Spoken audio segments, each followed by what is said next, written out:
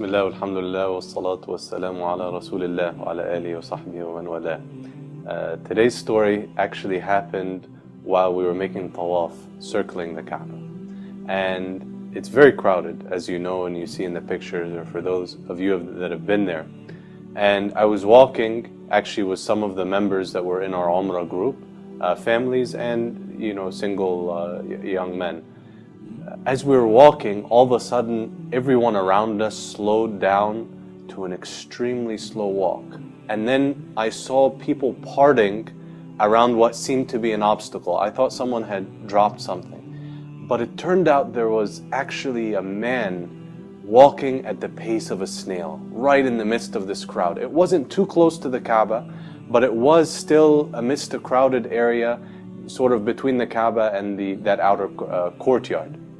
I'll be honest with you, my mind jumped to the worst assumption in the beginning. I was like, what is this man doing and creating all of this commotion and hardship by walking so slowly? But then we passed him. One of the mothers that was with us told me, go back and look after that man, see what he needs. And so I separated from the group, slowed down and my pace so that I could see him. And as I turned my head slowly to look at him, I looked into his face and I was absolutely shocked. He was blind.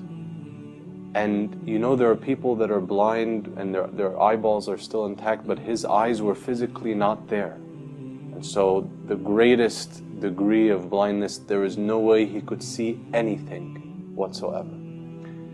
And I was even more surprised, as you know, many people that are blind, they'll have a stick in front of them that they use to see where they're going and define the perimeter.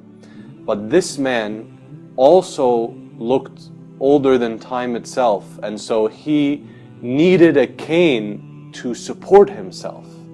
And I was shocked. This man was doing both functions with a single cane, which is very difficult, because it means as he leans on opposite sides of his body with every step. As I saw the men laboring like this, the first thing I felt was an extreme disappointment in myself for assuming the worst out of what is turned out to be, such a difficult situation. I jumped to the conclusion that this person was being careless. But then I also wanted to help.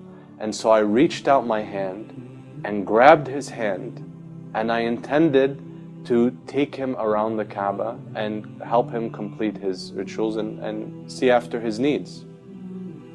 But then, as I looked into his face, he smiled, he shook his head, and he took his hand out of mine, and he continued to lean on his cane and make the tawaf. The people in our group actually were very shocked. One of the young brothers said, how does he know when he gets to the black stone? He can't see it. But what I saw in that smile was a reliance on a guidance much greater than the guidance that I could give him, and a conviction that he would find his way without my help. Don't understand me incorrectly. It's perfectly reasonable and understandable that a person with such a physical handicap would get help. There's no harm and no shyness in this whatsoever. But this man shook me because of his conviction in Allah. He reminded me of a verse, وَالَّذِينَ جَاهَدُوا فِينَا لَنَهْدِيَنَّهُمْ سُبُلَنَا. Those that struggle for our sake, meaning God's sake, we shall surely guide them to our paths. وَإِنَّ اللَّهَ لَمَعَ الْمُحْسِنِينَ. And Allah is with those that excel and do good. This man seemed like a physical embodiment of this verse. A deep conviction that Allah would guide his path around the Kaaba and guide his path in life. And here I have to remind myself and remind many of us that have been privileged and blessed with a lot of blessings from Allah, be those blessings in family, or health, or education, or material means, or friends, and the list, we could never enumerate Allah's blessings on us. We know that Allah tests with constriction and he tests with ease. And sometimes the test of plenty can be more difficult than the test of poverty. But what I see as I travel campuses and meet young people, I see that a lot of us have a lack of conviction in Allah and have this desire we start obsessing about every minor detail and every small piece of life, and if the smallest thing goes wrong, we can make a mountain out of a molehill. Every time, you get something in school that you weren't expecting, or a friend says something that just totally catches you off guard, or you have a problem with our family. Life is full of problems. Every time life throws you a curveball, try to think of this blind man.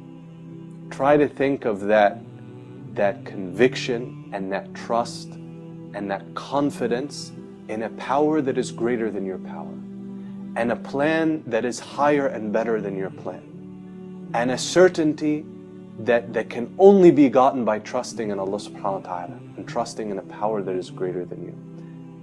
I hope, inshallah, that this man serves as a reminder for us to this. May Allah subhanahu wa ta'ala make us from those that place their full reliance on Him and their trust in Him. And may Allah subhanahu wa ta'ala grant us all guidance to His paths and the best of this life and hereafter. Allahumma ameen. Wassalamu alaikum wa rahmatullahi wa barakatuh.